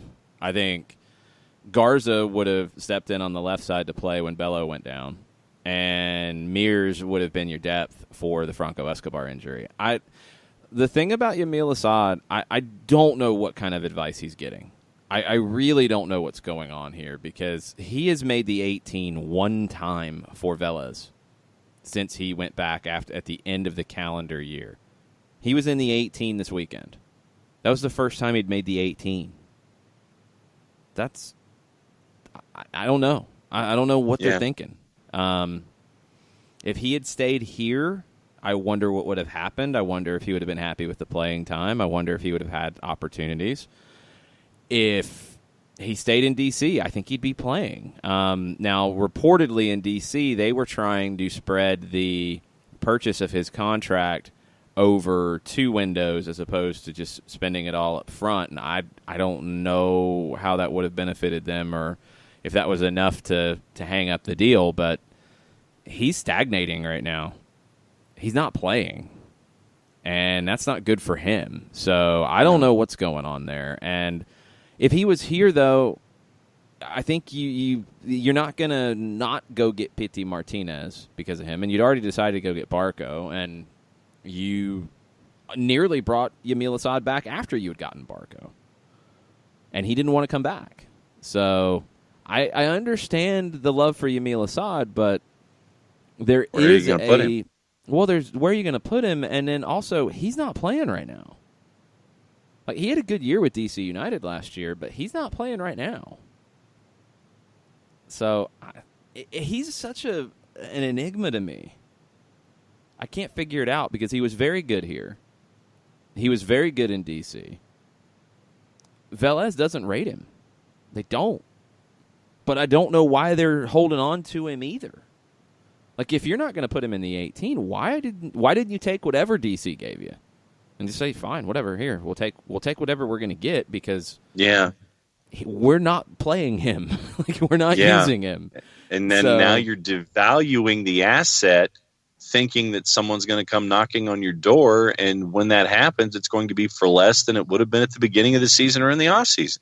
Yeah, I'm just baffled. I mean, was his form here an outlier? Was his form previously in the limited experience he had with Velez, was that an outlier? Is this who he is as a guy who can't get into an 18 in the Argentine Superliga?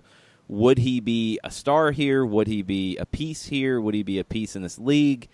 I don't know. And it's just really strange. It's one of the stranger situations of the season that isn't really getting talked about. I can't believe DC didn't bring him back, and I can't believe Velez didn't sell him if they're not going to use him. It's just so bizarre. But I don't think he would have changed anything here, because I don't think you'd sit Pity for him. I think you still would have went out and got Pity Martinez, and you already had Barco by the time you had renegotiated with Assad, and there was a decision to be made, and he didn't want to come back at that stage. So I don't think anything would have dramatically changed with him. I don't think it would have in the spring. I think Mears and Garza would have changed things. And then Bartimus Prime with a hashtag MLS attendance thought. When will the crew be saved? It's a good question. It takes time, though. I mean, this is absolutely true. You see it with any brand that has been devalued, and the Columbus Crew have been devalued. Now, they got a lot of buzz after being saved, and they got a lot of buzz after the new ownership coming in, but they have a lot of narratives to change in Columbus. I don't know if that's possible to do overnight, and I don't know to what degree that can happen without the new stadium. I think the new stadium will be what kicks the Crew into truly being saved mode. Right now, you're treading water, and This weekend, you were treading water in a pretty poor way. It was a bad doggy paddle. 9,700 at Mopfrey. It's unacceptable. It has to get to a point where the crew have excuses here, and they have valid ones with what's happened in the past and all that.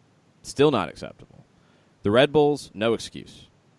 Chicago, no excuse. None. The teams that are struggling on attendance have no excuse. How far is Cincinnati from Columbus? Isn't it a couple hours max, like 2.5? So Sunday, Cincinnati packed out Nippert at 32 and some change. Yep. Columbus Sold out. 39 and some change, 24 hours earlier. Was the weather dramatically different? No. Yeah, there's really no excuse. So it's what I want to see, and again, Columbus is a different situation because of the past history, because of new ownership, because of building a new stadium. I get where they're headed. You can see that light at the end of the tunnel with the crew. What are the Red Bulls going to do to fill that building? They've won. They haven't won MLS Cup, but they've won. They've been a good team. They're a fun team to watch. They're an entertaining team to watch. They're promoting young talent, local talent. What is it going to take?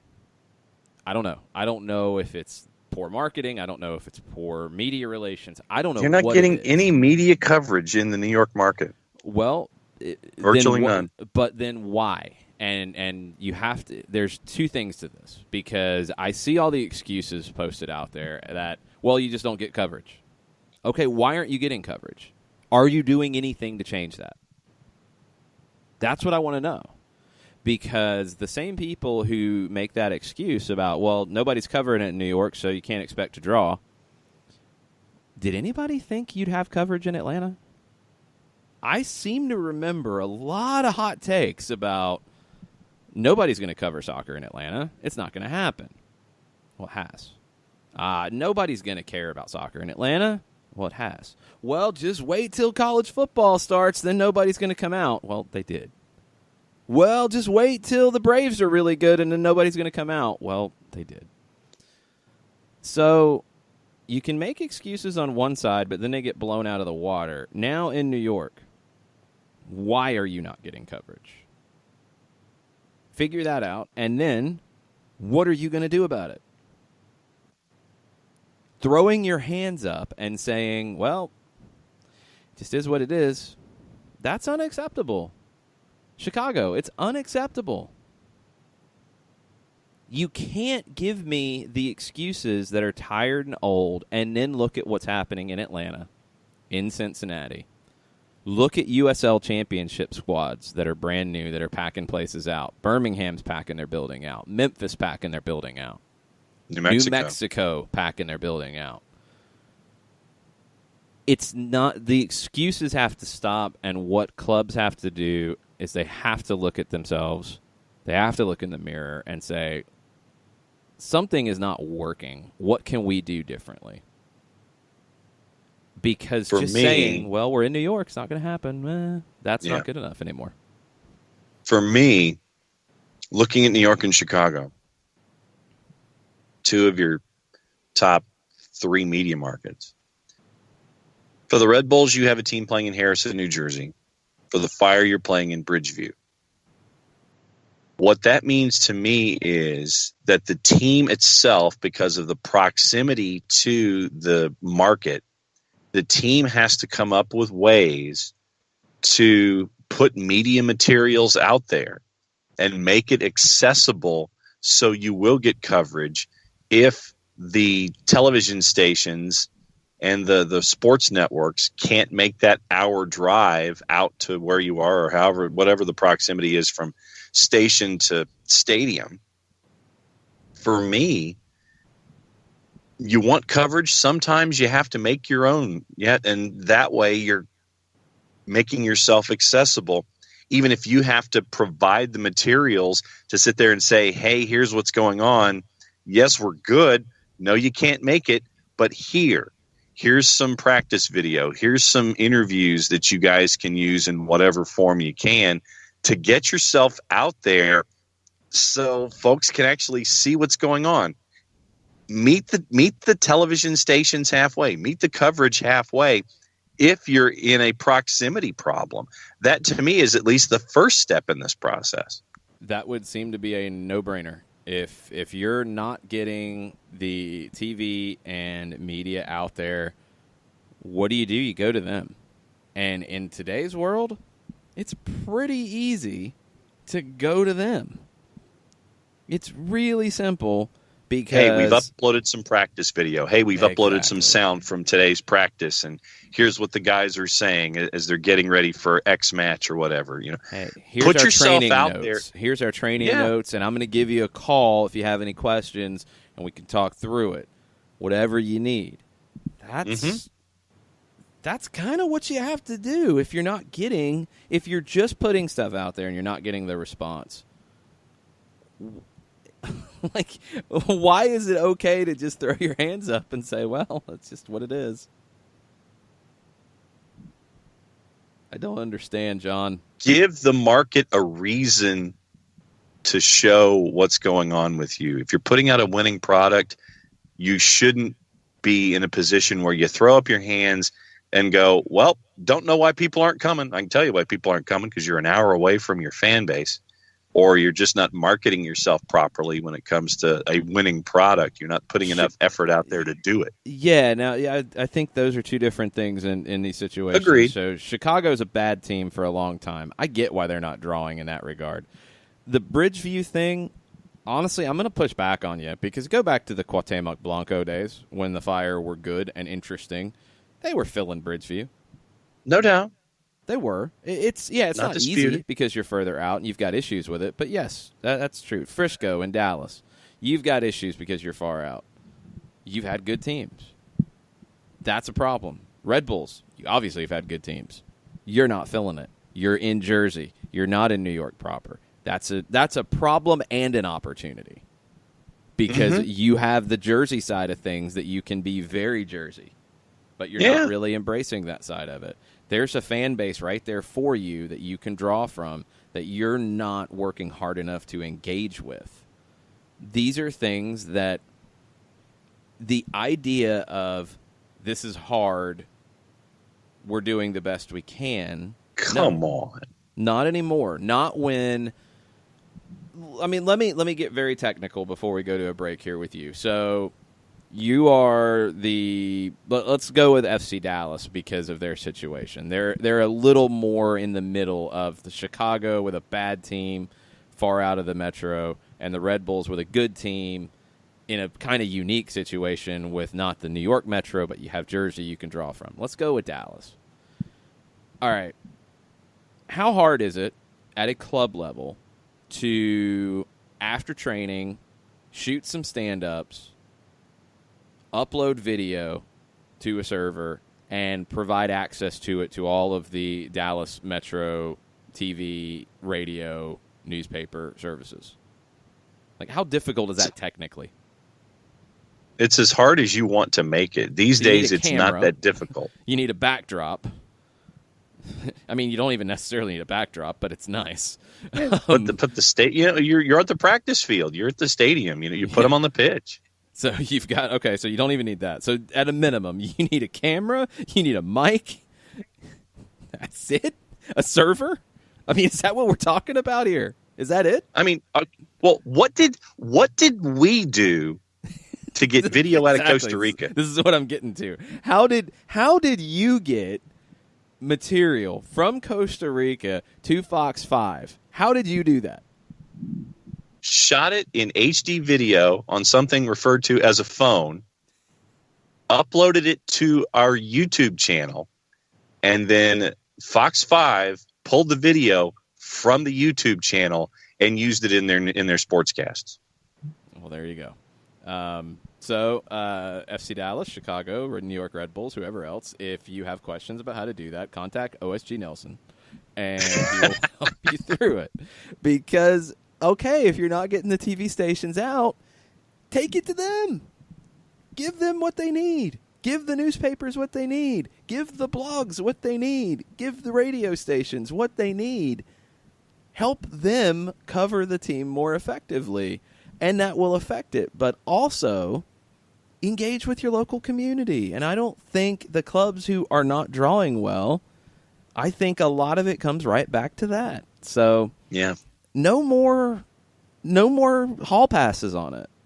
It's not okay for Columbus to have 9,000 plus when Cincinnati the next day down the road, a couple hours away, draws 32 and packs out their stadium.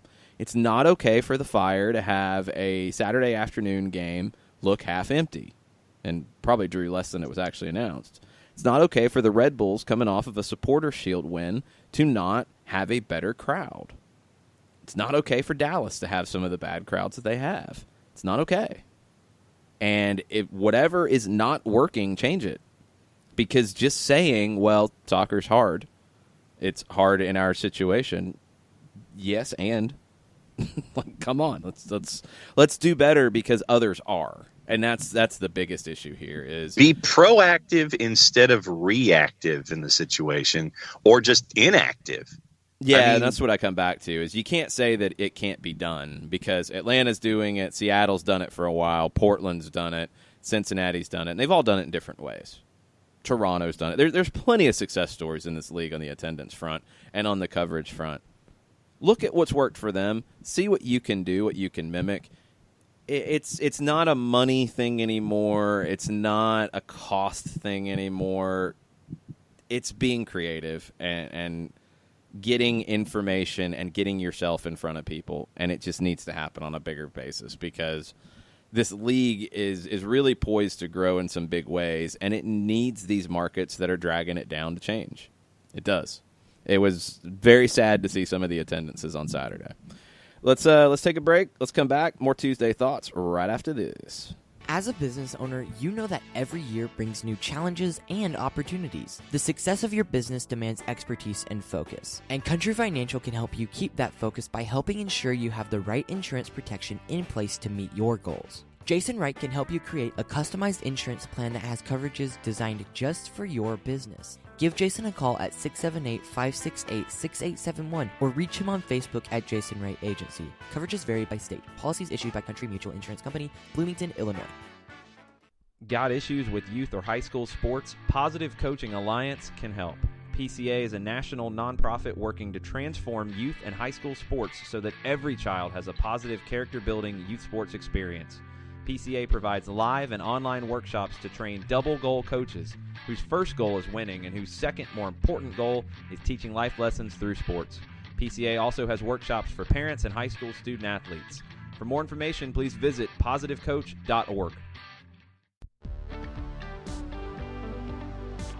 If you've been hurt in a car wreck, contact my friend Steve Apolinsky of Apolinsky & Associates. He's been representing individuals for over 30 years throughout Georgia and Alabama. Email him at steve@aa-legal.com or call him 24/7 at 404-377-9191. The initial consultation is free.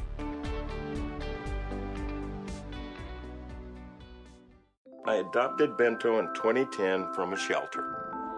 This cat makes me make art. He's always motivating me to draw pictures of him. He just is motivating artistically. He's my best friend, but a lot of people know him as Keyboard Cat.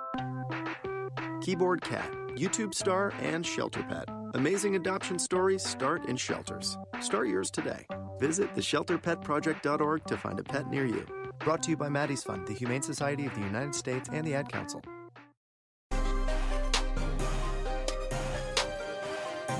Tuesday Thoughts. More Tuesday Thoughts from you right now. Jason Longshore, John Nelson here with you on SDH for the 19th of March. What do we have in the timeline, John? Ike Man 07. See, I had to say it that way because normally, if you sit there and you're so-and-so man, Ike Man. So, and I give him credit for having the I like Ike button as his avatar. Very nice, very nicely done. In a 4-2-3-1, could you see LGP as a 6 in rotation? You could. He has the skill set for it. We haven't seen it, and I don't think he's ever played it at the professional level. So there's that concern. But he has the skill set for it. And look, you're getting now, and this U.S. national team thing with Tyler Adams is a prime example, you're getting now to where the old school way of looking at formations and positions is breaking down. Could you see, just like you see Tyler Adams play a hybrid right back / central midfielder, could you see LGP play a hybrid center back / 6? Yeah, you could. And that could unlock some things.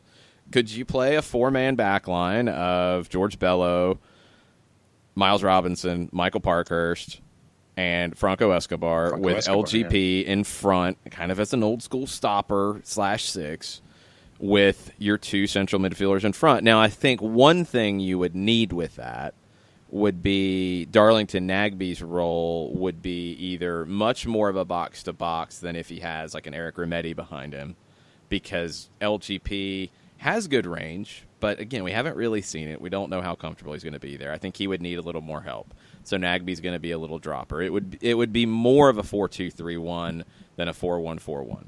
That's okay. Or you play Eric Remedi there to give a little more balance defensively. That's possible too. Anything's possible. I do think he has the skill set for it. We just haven't ever seen it. And I don't think he's ever played there at the professional level. He might have played there as a youth. I'm not sure. Shiva with a question. Okay. Do you think if Barco had seen more minutes and playing time last year, we would be attacking better now? It seems to me that Gressel and Joseph are the only attackers connecting right now.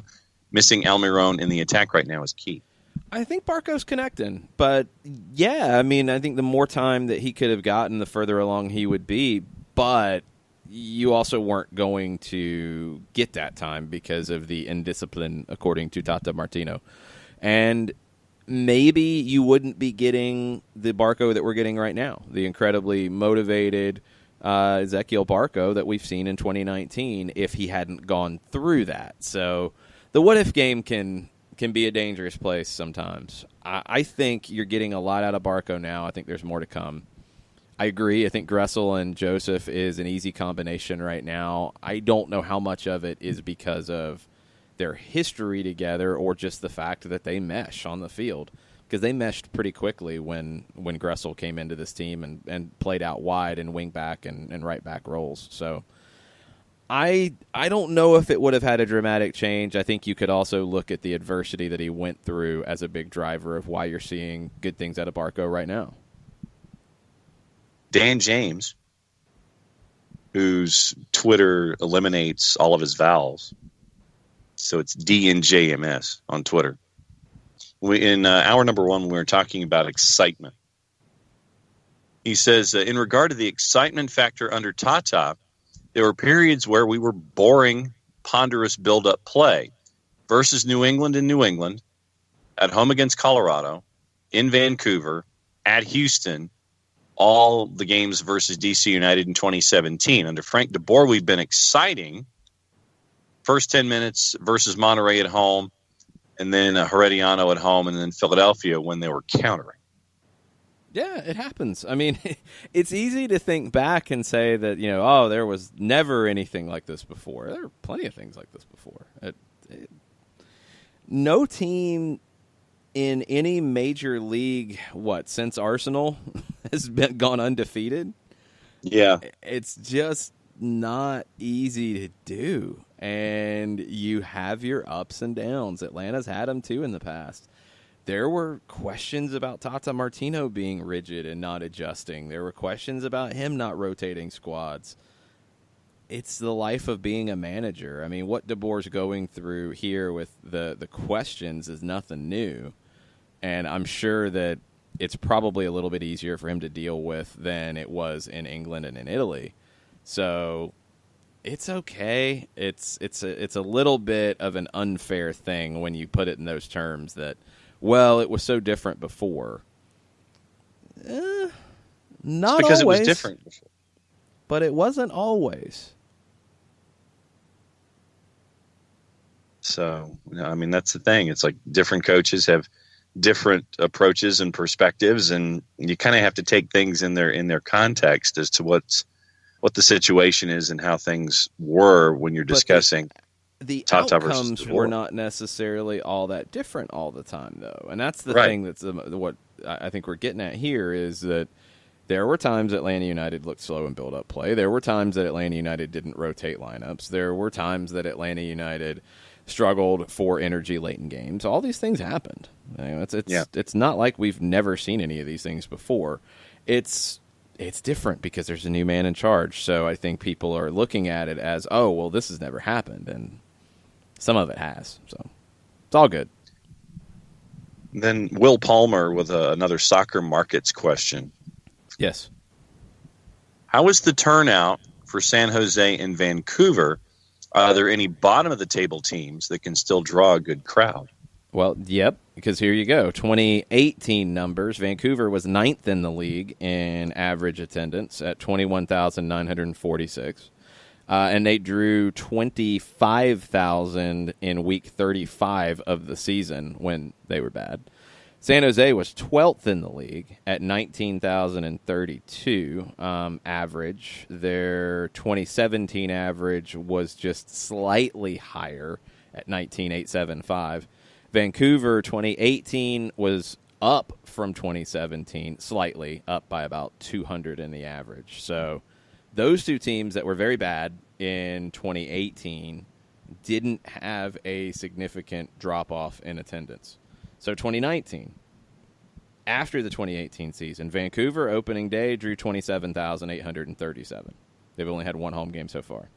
San Jose, they are 2 games in, and they've been pretty consistent. They are averaging 17,206. That's down 10% from last year so far. Now, that's a little bit of an impact, but that's still so far, and you have teams that have played one home game. You have a couple teams, 3 teams that have not played a home game yet. San Jose is right in the middle of the pack at 11th in attendance. So you look at the bottom so far in 2019, Chicago, averaging 10,537 in 2 home games. They averaged 14.8 last year. Colorado. Now, weather with Colorado is a pretty strong excuse with the snowstorm that they had. They're averaging 11,877. That's down 23% from averaging 15,333 last year. New England. Hold on, getting there. New England with 1 home game this year, 13,808. That's down 25% from last year. Columbus averaging 13,809, so they had a good opening day crowd. It dropped big in week 2.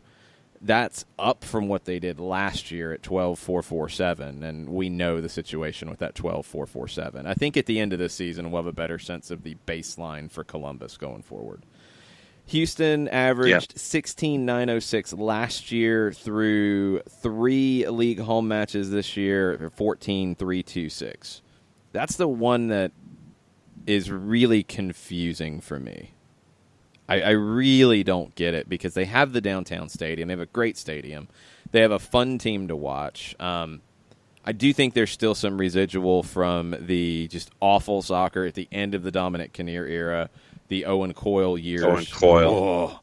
And now I think it's really hard to get people to come back. I think they have to work harder to get people back in the building because it's a fun team to watch.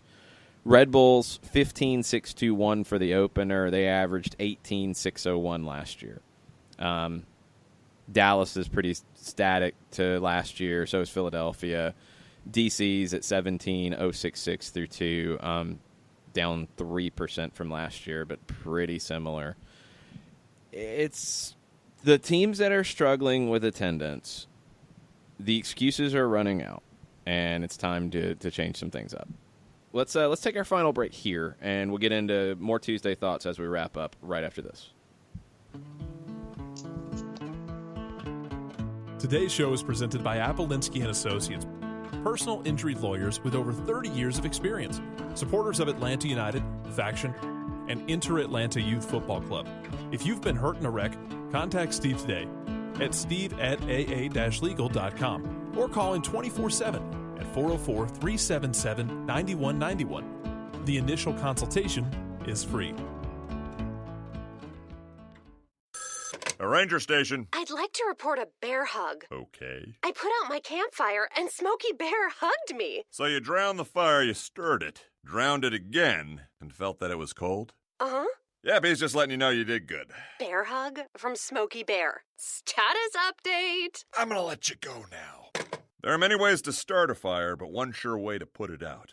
Learn how you can do your part at SmokeyBear.com. Sponsored by the U.S. Forest Service Ad Council and your state forester. We know that every driver is different, and a one-size policy does not fit all. That's why Country Financial offers a variety of discounts, so you get the coverage you need and the savings you deserve. From good driver to good student, multi-policy to multi-car, we've got a discount to suit every driver. Call Jason Wright at 678-568-6871 today to see what you could save. On Facebook at Jason Wright Agency or by phone at 678-568-6871. Discounts vary by state. Policies issued by Country Mutual Insurance Company, Country Preferred Insurance Company, or Country Casualty Insurance Company, Bloomington, Illinois. Every hiring manager knows that a company is only as good as the people it's made from. So where do you find the best people? That may surprise you. Meet the grads of life. Young adults of unique determination and experience. An ideal fit for your company in an entry-level position, internship, or even mentorship. They might not have every qualification you typically look for, but they're exactly who your company needs. This is talent worth knowing about. Go to gradsoflife.org to learn how to find, cultivate, and train this great pool of untapped talent. Brought to you by the Ad Council and gradsoflife.org. Final segment, Soccer Down Here, March 19th edition. Before we get into any more Tuesday thoughts, there was an interesting email that popped up for me from the United Soccer League. USL and Sport Radar announce official U.S. partnership. You see that, and you're like, Sport Radar? Who's Sport Radar? What is that? Is it a GPS service? Is it something about like analytics? It is Sport Radar is the global leader in sports data intelligence. They will be monitoring and analyzing USL competitions via its award-winning fraud detection system and providing the USL with educational solutions as well as access to its intelligence and investigation services. What do you think all this means, John?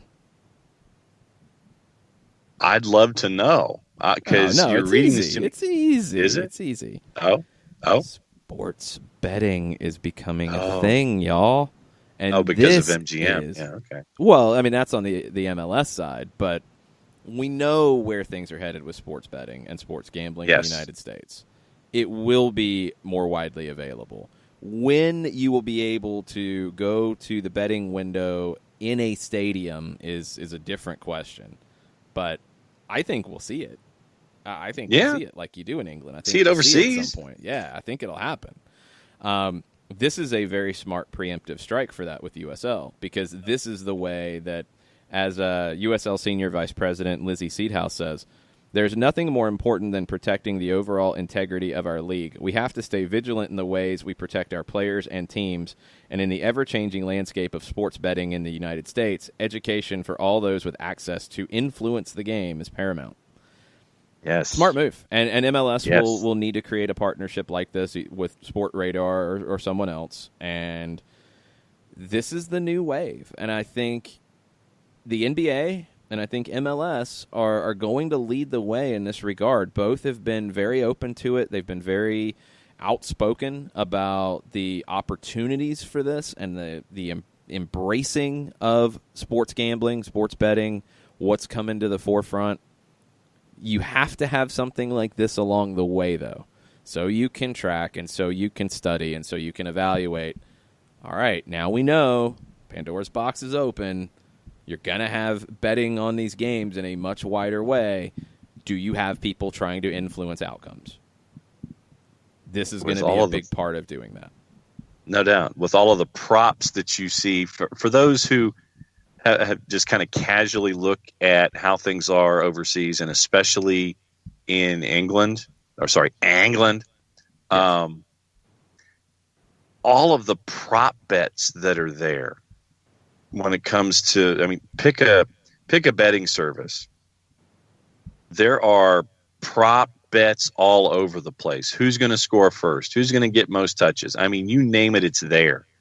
And for the USL to get on the forefront of this kind of activity, it's coming, and it's going to be it's going to be a brave new world when this shows up, and the fact that the USL has done this out of the blocks, I think, is big. Yeah, a really smart move, really forward-thinking move. Good things out of USL this morning.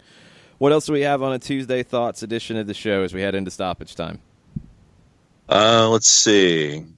I'm just checking. There was really? We're caught up other than the fact that folks are reacting to the photo that Joe Patrick sent from the road. Yeah, there's that. Nice. Okay. Oh, no, Trains has chimed in. Trains wanted Andy Bunker to go into a Falcons rehash discussion since he was in the car with Joe. No, that'll be Falcons Down Here airs at 3:35 in the morning on Wednesdays in the offseason. It goes to 3:40. That might go a little bit longer ahead of the draft. There's some things we can talk about there, but we're not going to do that here, so it's all good. No. Figured Bunker would want to talk about his Seattle Sounders. Well, Bunker was dealing with tolls and navigating Central Florida. You always have to have your head on a swivel there. You never know what can happen. Yeah, it can get dangerous. Let's see. Was there anything else to jump into before we go? Let's see. I'll be on with John Chuckery and Randy McMichael in 19 minutes on 92.9 The Game. There you go. So that's coming up. Join the Fantasy League. Yes, join the Fantasy League. You can listen to 92.9 The Game on radio.com if you're not near a radio. So you can listen to that in 20 minutes. You can join the Fantasy League, and you should do that. You can still do it. It's very easy. Go to @JasonWright, AGEN on Twitter to get your instructions. Fill out your paperwork so you're eligible for prizes. We'll get you updated on the Fantasy League tomorrow with all of that. Tomorrow afternoon, we'll have Stoppage Time presented by Aaron's from the 92.9 The Game studios. Myself, Mike Conti, Jimmy Vance will be there to talk tactics. We'll have some whiteboard talk. We'll talk U.S. national team as well. Maybe we'll do Maybe we'll do a double whiteboard. Maybe we'll do some whiteboard on all of the changes Atlanta made in the Monterey game and in the Philadelphia game. But also maybe we'll do a whiteboard about the Tyler Adams right back situation with the U.S. men's national team. Maybe double the whiteboard on the next. Wow, double whiteboard chronicles. Andy Arnold with a quick question. Wanted to know if we had an update on Jeff's foot. No, and probably won't until the end of the week. I believe the team was off. We'll update it right now and give you a heads up. They get 2 days off, I thought. Yeah, off Monday, off Tuesday, training Wednesday and Thursday, and then off Friday, Saturday, Sunday. So this is a week of rest. This is a week of recovery. Maybe we'll get an update Wednesday, Thursday on Jeff's foot. Probably, honestly, won't get a true update until next week. That would be my expectation. Never really heard much other than it was a foot injury, other than a cramp. Because I thought it was a cramp from looking at it and timing-wise, but he said foot injury afterwards, and that's all we know at this point. And now I think we're officially caught up. Okay. Well, we will be back tomorrow, 9 a.m., Wall Pass Wednesday. The international matches, I believe there are internationals starting tomorrow. So we'll get you caught up on not just the U.S. men's national team, but Atlanta United players who are playing with their national teams, what those schedules look like, what to watch for, how you can watch, other interesting internationals, all the stuff. We'll get you caught up tomorrow on a Wall Pass Wednesday. Thanks for listening. Thanks for the Tuesday thoughts. Thanks for being part of the show today. We really appreciate it. Mucha plata, y'all. Mucha plata.